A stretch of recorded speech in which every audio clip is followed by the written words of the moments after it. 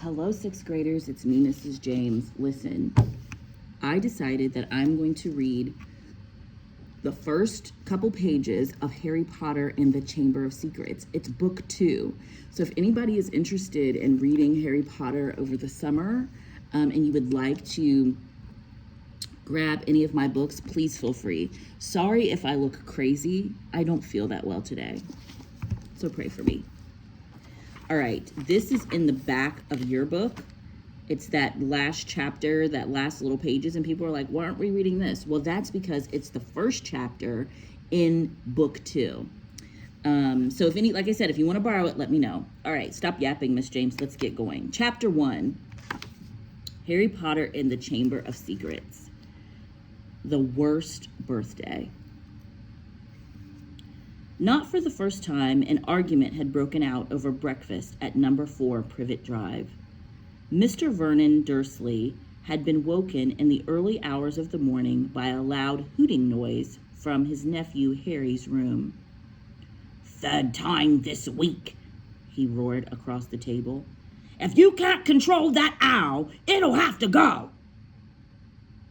Harry tried yet again to explain. "She's bored," he said. "She's used to flying around outside. If I could just let her out at night." "Do I look stupid?" snarled Uncle Vernon, a bit of fried egg dangling from his bushy mustache. "I know what'll happen if that owl lets out." He exchanged dark looks with his wife, Petunia. Harry tried to argue back, but his words were drowned by a long, loud belch from the Dursley son, Dudley. Page 2. "I want more bacon." "There's more in the frying pan, sweetums," said Aunt Petunia, turning misty eyes on her massive son. "We must build you up while we've got the chance. I don't like the sound of that school food." "Nonsense, Petunia. I never went hungry when I was at Smeltings," said Uncle Vernon heartily. "Dudley gets enough, don't you, son?" Dudley, who was so large his bottom drooped over either side of the kitchen chair, grinned and turned to Harry. "Pass the frying pan." "You've forgotten the magic word," said Harry irritably. The effect of this simple sentence on the rest of the family was incredible. Dudley gasped and fell off his chair with a crash that shook the whole kitchen. Mrs. Dursley gave a small scream and clapped her hands to her mouth. Mr. Dursley jumped to his feet, veins throbbing in his temples. "I meant please," said Harry quickly. I didn't mean—" "What have I told you?" thundered his uncle, sprang spit all over the table. "About saying the M word in our house." "But how dare you threaten Dudley?" roared Uncle Vernon, pounding the table with his fist. I warned you. I will not tolerate mention of your abnormality under this roof." Harry stared from his purple-faced uncle to his pale aunt, who was trying to heave Dudley to his feet. "All right," said Harry. "All right." Uncle Vernon sat back down, breathing like a winded rhinoceros, and watching Harry closely out the corners of his small, sharp eyes. Ever since Harry had come home for the summer holidays, Uncle Vernon had been treating him like a bomb that might go off at any moment because Harry Potter wasn't a normal boy. As a matter of fact, he was not normal as it is possible to be. Harry Potter was a wizard fresh from his first year at Hogwarts of witchcraft and wizardry. And if the Dursleys were unhappy to have him back for the holidays, it was nothing to how Harry felt. He missed Hogwarts so much. It was like having a constant stomachache. He missed the castle with its secret passageways and ghosts, his classes, though perhaps not Snape, the potions master, the mail arriving by owl, eating banquets in the great hall, sleeping in his 4-poster bed in the tower dormitory, visiting the gamekeeper Hagrid, in his cabin next to the Forbidden Forest, in the grounds, and especially Quidditch, the most popular sport in the wizarding world. 6 tall goalposts, floor-flying balls, and 14 players on broomsticks. All Harry's spellbooks, his wand, robes, cauldron, and top-of-the-line Nimbus 2000 broomstick had been locked in a cupboard under the stairs by Uncle Vernon the instant Harry had come home. What did the Dursleys care if Harry lost his place on the house Quidditch team because he hadn't practiced all summer? What was it to the Dursleys if Harry went back to school without any of his homework done? The Dursleys were what wizards called muggles, not a drop of magic blood in their veins. Page 4. And as they were concerned, having a wizard in the family was a matter of deepest shame. Uncle Vernon had even padlocked Harry's owl Hedwig inside her cage to stop her from carrying messages to anyone in the wizarding world. Harry looked nothing like the rest of his family. Uncle Vernon was large and neckless, with an enormous black mustache. Aunt Petunia was horse-faced and bony. Dudley was blonde, pink, and porky.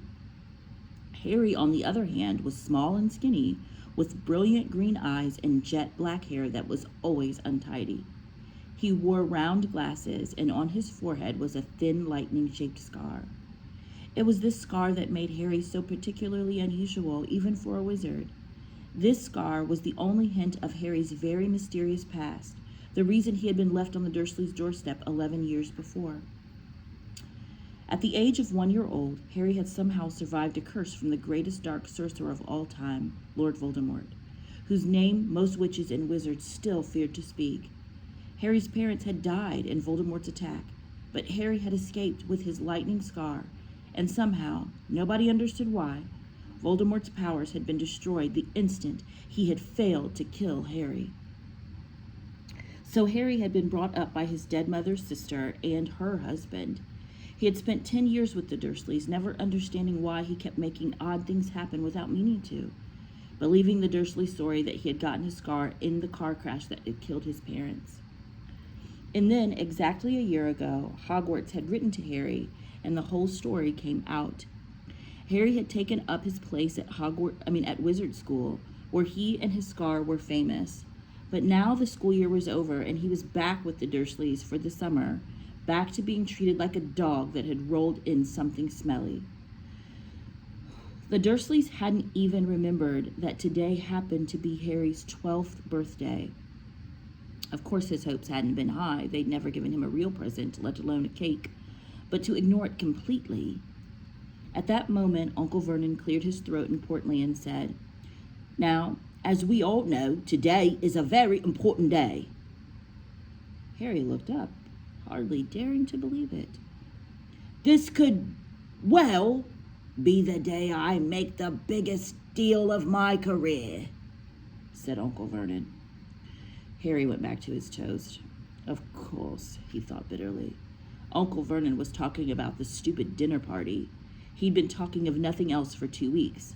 Some rich builder and his wife were coming to dinner, and Uncle Vernon was hoping to get a huge order from him. Uncle Vernon's company made drills. "I think we should run through the schedule one more time," said Uncle Vernon. "We should all be in position at 8 o'clock. Petunia, you will be—" "In the lounge," said Aunt Petunia promptly, "waiting to welcome them graciously to our home." Good. And Dudley?"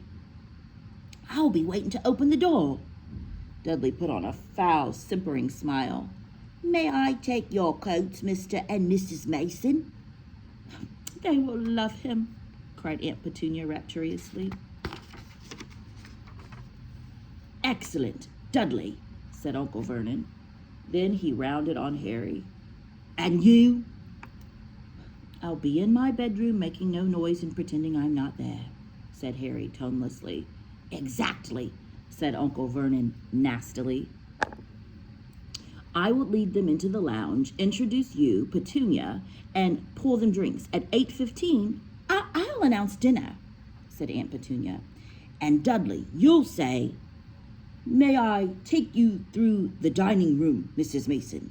said Dudley, offering his fat arm to an invisible woman. "My perfect little gentleman," sniffed Aunt Petunia. "And you?" said Uncle Vernon viciously to Harry. "I'll be in my room, making no noise and pretending I'm not there," said Harry dully. "Precisely," Now, we should aim to get in a few good compliments at dinner. Petunia, any ideas? Vernon tells me you're a wonderful golfer, Mr. Mason. Do tell me where you bought your dress, Mrs. Mason. Perfect. Dudley, how about we had to write an essay about our hero at school, Mr. Mason, and I wrote about you. This was too much for both Aunt Petunia and Harry. Aunt Petunia burst into tears and hugged her son, while Harry ducked under the table so they wouldn't see him laughing. And you, boy! Harry fought to keep his face straight as he emerged. I'll be in my room, making no noise and pretending I'm not there. To right you will, said Uncle Vernon forcefully. The Masons don't know anything about you, and it's going to stay that way. When dinner's over, you take Mrs. Mason back to the lounge for coffee, Petunia, and I'll bring the subject around to drills. With any luck, I'll have the deal signed and sealed before the news at 10. We'll be shopping for a vacation home in Majorca this time tomorrow. Harry couldn't feel too excited about this. He didn't think the Dursleys would like him any better in Majorca than they did on Privet Drive. Right, I'm off to town to pick up the dinner jackets for Dudley and me, and you, he snarled at Harry, you stay out of your aunt's way while she's cleaning. Harry left through the back door. It was a brilliant sunny day. He crossed the lawn, slumped down on the garden bench, and sang under his breath. Happy birthday to me. Happy birthday to me. No cards, no presents, and he would be spending the evening pretending not to exist. He gazed miserably into the hedge. He had never felt so lonely. More than anything else at Hogwarts, more even than playing Quidditch, Harry missed his best friends, Ron, Weasley, and Hermione Granger. They, however, didn't seem to be missing him at all. Neither of them had written to him all summer, even though Ron had said he was going to ask Harry to come and stay. Countless times, Harry had been on the point of unlocking Hedwig's cage by magic and sending her to Ron and Hermione with a letter, but it wasn't worth the risk. Underage wizards weren't allowed to use magic outside of school. Harry hadn't told the Dursleys this. He knew it was their only terror that he might turn them all into dung beetles that stopped them from locking him in the cupboard under the stairs with his wand and broomstick. For the first couple weeks back, Harry had enjoyed muttering nonsense words under his breath and watching Dudley tearing out of the room as fast as his legs would carry him. But the long silence from Ron and Hermione had made Harry feel so cut off from the magical world that even taunting Dudley has lost its appeal, and now Ron and Hermione had forgotten his birthday. What wouldn't he give now for a message from Hogwarts, from any witch or wizard? He'd almost be glad of a sight of his arch enemy Draco Malfoy, just to be sure it hadn't all been a dream. Not that his whole year at Hogwarts had been fun. At the very last term, Harry had come face to face with none other than Lord Voldemort himself. Voldemort might be a ruin of his former self, but he was still terrifying, still cunning, still determined to regain power.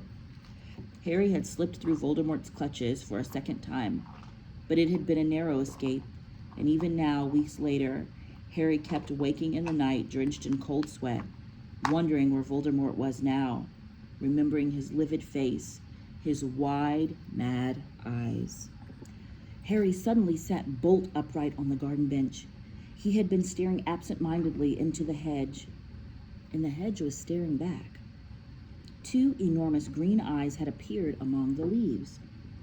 Harry jumped to his feet, just as a jeering voice floated across the lawn. "I know what day it is," sang Dudley, waddling toward him. The huge eyes blinked and vanished. "What?" said Harry, not taking his eyes off the spot where they had been. "I know what day it is," Dudley repeated, coming right up to him. "Well done," said Harry. "So you finally learned the days of the week." "Today's your birthday," sneered Dudley. How come you haven't gotten any cards? Haven't you even got friends at that freak place? Better not let your mom hear you talking about my school, said Harry coolly. Dudley hitched up his trousers, which were slipping down his fat bottom. Why are you staring at the hedge? He said suspiciously. I'm trying to decide what would be the best spell to set it on fire, said Harry. Dudley stumbled backward at once, a look of panic on his fat face. You can't. Dad told you you're not allowed to do magic. He said he'll chuck you out of the house, and you haven't got anywhere else to go. You haven't got any friends to take you. Jiggery pokery, said Harry in a fierce voice. Hocus pocus, squiggly wiggly. Mom! Howled Dudley, tripping over his feet as he dashed backward toward the house. Mom! He's doing you know what? Harry paid dearly for his moment of fun, as neither Dudley nor the hedge was in any way hurt. Aunt Petunia knew he hadn't really done magic, but he still had to duck as she aimed a heavy blow at his head with the soapy frying pan. Then she gave him work to do, with the promise he wouldn't eat again until he'd finished. While Dudley lolled around watching and eating ice cream, Harry cleaned the windows, washed the car, mowed the lawn, trimmed the flower beds, pruned and watered the roses, and repainted the garden bench. The sun blazed overhead, burning the back of his neck. Harry knew he shouldn't have risen to Dudley's bait, but Dudley had said the very thing Harry had been thinking himself. Maybe he didn't have any friends at Hogwarts. Wish they could see famous Harry Potter now, he thought savagely as he spread manure on the flower beds, his back aching, sweat running down his face. It was 7:30 in the evening when at last, exhausted, he heard Aunt Petunia calling him. Get in here and walk on the newspaper. Harry moved gladly to the shade of the gleaming kitchen. On top of the fridge stood tonight's pudding, a huge mound of whipped cream and sugared violets. A lion roast pork was sizzling in the oven. Eat quickly, the Masons will be here soon, snapped Aunt Petunia, pointing to 2 sides of bread and a lump of cheese on the kitchen table. She was already wearing a salmon pink cocktail dress. Harry washed his hands and bolted down his pitiful supper. The moment he had finished, Aunt Petunia whisked away his plate. Upstairs!